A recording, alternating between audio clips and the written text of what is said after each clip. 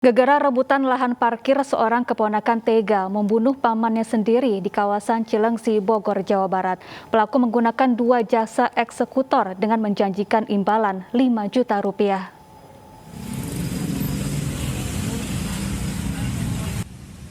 Diduga karena rebutan lahan parkir, seorang pria tewas dengan penuh luka sabetan senjata tajam di Cilengsi, Bogor, Jawa Barat. Ironisnya, korban diduga tewas oleh keponakannya sendiri. Peristiwa pembunuhan ini bermula saat Purnama, yang sekaligus paman dari pelaku berinisial A, berprofesi sebagai juru parkir di kawasan Medland Cilengsi, Bogor, menagih utang kepada P. Namun jatah parkiran yang dijaganya kurang. AH kemudian membunuh pamannya sendiri dengan dibantu 2 orang berinisial ND dan DA. Setelah buron, polisi kemudian menangkap 3 pelaku pembunuhan. Dalam penangkapan, polisi terpaksa menembak pelaku karena berusaha melarikan diri saat akan ditangkap. Ketiga pelaku ditangkap di 3 lokasi berbeda. AH ditangkap di rumahnya di Cilengsi, sementara 2 pelaku lainnya ditangkap di Sumedang dan Majalengka, Jawa Barat. Sejumlah barang bukti berupa senjata tajam dan telepon genggam disita polisi. Jadi sebelum pelaksanaannya ini, pada saat perencanaan, tersangka eksekutor ini dijanjikan 5 juta rupiah untuk pelaksanaan eksekusi ini setiap orangnya. Namun pada saat itu baru diberikan 1 juta rupiah per masing-masing tersangka ini. Kemudian para tersangka melarikan diri, 2 orang, 1 orang MD di daerah Sumedang dan juga DA di daerah Tasik ya. Di Majalengka. Atas perbuatannya, ketiga pelaku dijerat pasal berlapis tentang pembunuhan berencana dengan ancaman pidana 20 tahun kurungan penjara atau seumur hidup. Dari Bogor, Jawa Barat, Wildan Hidayat, iNews melaporkan.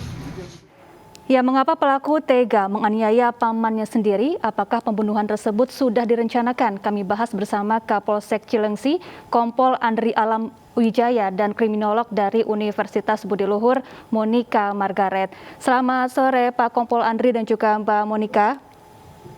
Selamat sore Mbak. Selamat sore. Ya, saya ingin bertanya ke Kompol Andri terlebih dahulu. Pak Andri, apakah motif pelaku membunuh korban ini hanya karena berebut lahan parkir atau ada motif lainnya, Pak? Baik, sebelumnya saya mohon maaf, ini kebetulan live-nya dadakan ya. Kita kebetulan lagi ada kegiatan gerai vaksinasi yang dilaksanakan di mall. Jadi langsung live dari mall ini, Mbak. Iya. Ya. Jadi motifnya memang awal motif kita belum mengungkap di hari pertama pada saat kasus pembunuhan. Setelah 6 hari kasus penyelidikan ini, kita baru menemukan otak dari perencanaan pembunuhan. Di situ kita baru tahu bahwa dari kasus pembunuhan ini mereka ini sebenarnya ada permasalahan sebelumnya terkait dengan uang yang dari pengamanan parkir. Jadi ini kebetulan lokasi TKP-nya di persimpangan, di mana di sana banyak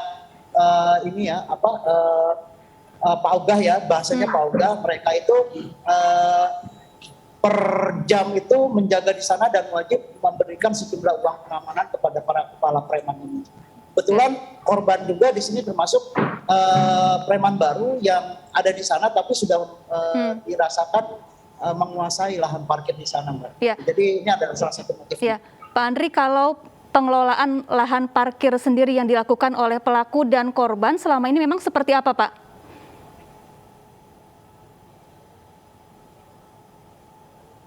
Jadi selama ini semua itu sebenarnya adalah pungutan liar ya. Tapi karena memang di lokasi itu memang para ogah-ogah ini mereka memang mencari sejumlah uang di sana. Nah, sehingga dari para preman-preman di sana mereka mewajibkan untuk memberikan uang pengamanan ya, sifatnya uang pengamanan. Jadi uang pengamanan ini yang menjadi motif dari pelaku untuk merencanakan pembunuhan 1 tahun yang lalu. Jadi perencanaan pembunuhan terhadap korban ini sudah direncanakan 1 tahun yang lalu. Baik, saya ingin bertanya ke Mbak Monica Margaret, kriminolog. Mbak Monica, tanggapan Anda melihat fenomena ini di mana ada seorang keponakan tega membunuh pamannya sendiri hanya karena berebut lahan parkir, Mbak? Iya, baik Mbak. Kalau kita lihat dari status kekeluargaan yang dimiliki gitu ya, bahwa di satu sisi pelaku adalah keponakan dari si korban gitu. Kita perlu melihat sebenarnya status kekeluargaannya ini sejauh apa sih sebenarnya selama ini komunikasi, interaksi sosial yang dilakukan oleh keduanya gitu. Apakah ada keterikatan sosial yang begitu dekat, hubungan kekeluargaan yang begitu dekat gitu ya antara keduanya gitu, atau justru tidak gitu. Hanya sekedar status kekeluargaan bahwa ada hubungan kekeluargaan gitu ya, tapi komunikasi atau interaksi yang terjalin selama ini juga tidak berlangsung dengan baik gitu.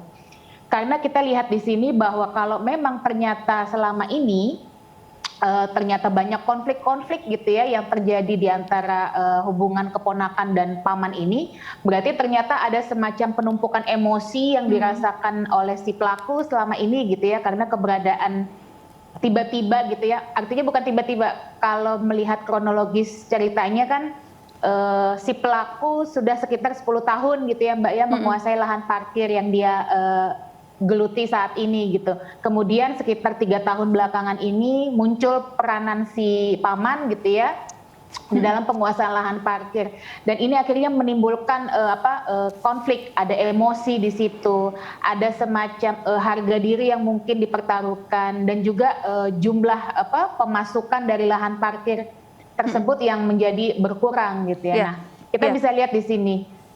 Ya, motif ekonomi seolah menjadi permasalahan klasik antar anggota keluarga ini, Mbak. Tanggapan Anda? Ya, sebenarnya kalau kita lihat motif ekonomi menjadi alasan yang klasik gitu ya di antara konflik di dalam keluarga, kita juga bisa lihat apakah memang tadinya gitu ya di dalam keluarga tersebut keterikatan rasa kebersamaan, ketermilikan satu sama lain itu kuat atau tidak. Hubungan kekeluargaannya berlangsung harmonis atau tidak. Bisa saja misalnya keberadaan si paman yang 3 tahun belakangan ini baru muncul, itu justru tidak memberikan gambaran atau sosok keluarga yang baik gitu ya terhadap si pelaku, terhadap si keponakan gitu ya. Artinya kalau memang sebagai orang baru, misalnya baru menguasai lahan parkir, paling tidak mereka bisa berkompromi seperti apa sih baiknya, misalnya penggunaan atau bagian atau peran yang akan dilakukan ketika melakukan kegiatan atau melakukan pengelolaan terhadap uang hasil parkir yang mereka jalani selama ini gitu. Ya, ya. Saya ingin bertanya kembali ke Pak Kompol Andri. Pak Andri, jadi yang mengeksekusi pembunuhan ini 2 rekan dari keponakan korban atau memang mereka bertiga bekerja sama? Dan apakah mereka bertiga memang selama ini memiliki hubungan pertemanan yang dekat begitu? Ya, jadi gini, mereka yang 2 orang itu adalah eksekutor. Mereka dibayar ya, kebetulan ya bahasanya pembunuh bayaran gitu kan. Mereka dibayar untuk menghabisi nyawa korban, dan memang seminggu sebelum kejadian, memang mereka sempat bertemu di salah satu daerah di wilayah Jabar, tepatnya di Sumedang. Mereka sudah merencanakan perencanaan pada tanggal 17 pada saat kejadian, di mana saat itu otak pembunuhannya dia mencekoki minuman miras ya, minuman keras kepada korban sehingga korban tidak berdaya. Itu dimulai dari tanggal 17 jam 1 siang sampai jam setengah 6. Nah, pada saat korban sedang tidak berdaya, otak pembunuhan meninggalkan lokasi, baru terjadilah kasus pembunuhan sadis itu ya. Jadi keponakan korban bertugas mencekoki korban dengan miras, tetapi tidak ikut mengeksekusi pembunuhannya, begitu Pak? Ya, jadi lebih pasnya sebagai perencana ya, otak perencana. Baik, jadi 2 pelaku lainnya ini memang berprofesi sebagai pembunuh bayaran, begitu Pak? Betul, karena memang fakta-fakta dan bukti-bukti yang kita temukan memang mereka dibayar, dan mereka juga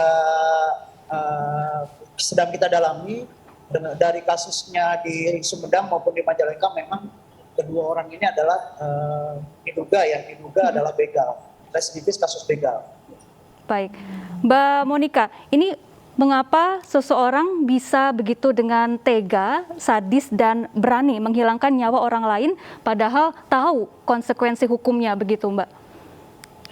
Iya, kalau kita lihat dari latar belakang kasus ini gitu ya Mbak ya, kita bisa lihat di sini bahwa ada semacam penumpukan emosi, rasa kekesalan gitu ya yang dialami si pelaku terhadap si korban selama ini gitu. Karena ini berkaitan dengan masalah ekonomi gitu ya. Ada jatah ekonomi yang berkurang gitu ya dari hasil pengelolaan lahan parkir yang mereka lakukan. Nah, akhirnya karena penumpukan rasa emosi ini gitu ya. Kalau emosi ini kan kita bisa lihat karena ada merasa terhina, merasa tercoreng, reputasinya selama ini merasa dilihat sebelah mata gitu ya, lantas orang menjadi sangat mudah emosi. Lantas karena ini sudah berlangsung dengan cukup lama gitu ya, bukan tidak mungkin gitu ya, akhirnya si pelaku juga ingin melampiaskan rasa kekesalannya terhadap si korban gitu.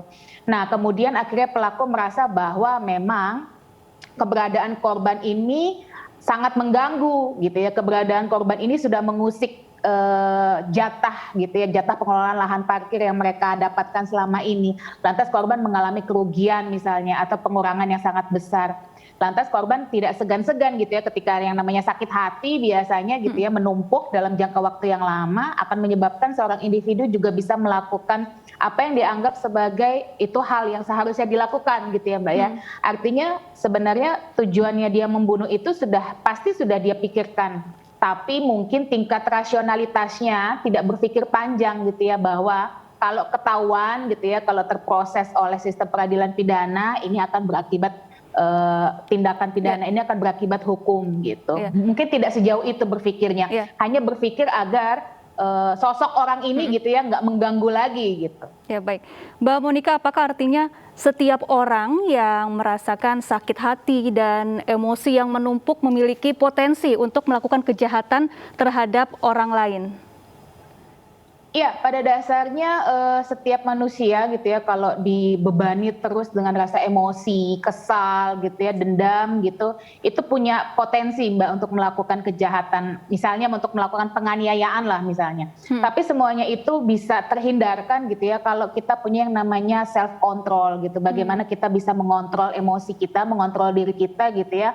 Untuk untuk tidak melakukan kejahatan gitu, tapi misalnya menempuh jalur penyelesaian masalah yang lebih baik, misalnya diskusi atau segala macam, dan tidak menempuh hal-hal yang bisa berujung pada perbuatan kejahatan.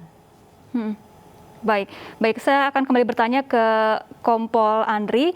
Pak Andri, ini dua orang pelaku lainnya merupakan berprofesi sebagai pembunuh bayaran. Berapa tarif yang diberikan oleh pelaku utama kepada kedua pelaku lainnya yang menjadi eksekutor? Ya, sebelumnya memang Mbak, pada saat kejadian itu memang kita sudah menduga bahwa ini adalah pembunuhan berencana. Karena memang di TKP pun kita tidak menemukan saksi ya yang melihat langsung dan juga rekaman CCTV. Jadi memang waktu itu pihak dari kepolisian agak sedikit sulit ya untuk mengungkap kasus ini. Setelah hari ke-6 kita ada beberapa petunjuk yang sifatnya titik terang yang mengarah kepada perencanaan. Kenapa? Karena memang posisinya pada saat kejadian itu pukul 6 sore dan lalu lintas di sekitar TKP memang ramai gitu. Tapi tidak ada satupun saksi yang melihat. Di hari ke-6 kita mendapatkan saksi kunci yang kebetulan tidak sengaja lewat di sana yang melihat ciri-ciri pelaku gitu. Terkait dengan memang ini sudah terencana dengan rapi.